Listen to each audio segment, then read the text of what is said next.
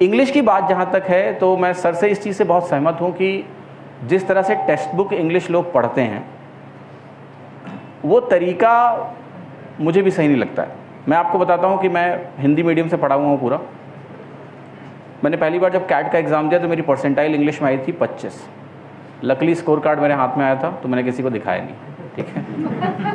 Maths में 99.99 percentile थी, DI में, LR में।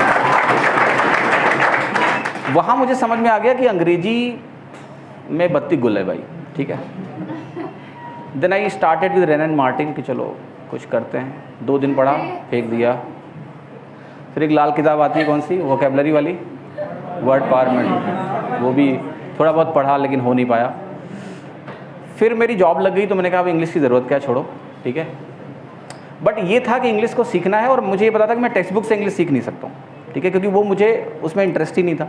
लोगों ने बोला मूवी देखो तो इंग्लिश ठीक होगी। मूवी में सबटाइटल देखना शुरू किया तो मुझे लगा मूवी देखूं या सबटाइटल पढ़ूं, वो भी नहीं समझ में आया।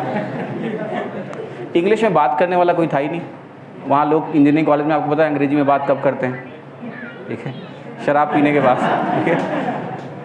तो ऐसे कोई नॉर्मल हालत में हिंदी में इंग्लिश में बात करने वाला भी नहीं था। तो मेरे सारे मोड कट गए कि इंग्लिश सीखने का तो मेरे पास कोई तरीका ही नहीं है।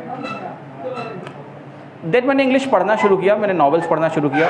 तो इंजीनियरिंग कॉलेज से निकलने के बाद मैं इन्फोसिस गया, वहाँ एक बहुत अच्छी लाइब्रेरी थी।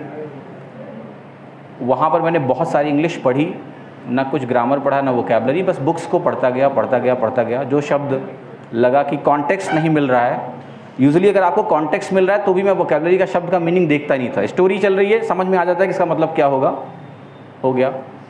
ये प्रोसेस चलता रहा। 3 साल में इंग्लिश पढ़ता गया, बस मैंने कुछ नहीं किया और, ठीक है, खूब इंग्लिश पढ़ी। और उसके बाद मैंने एक बार अंग्रेजी बोलने की कोशिश करी, अंग्रेजी निकली अंदर से। आई वॉज सरप्राइज, ये क्या हो गया।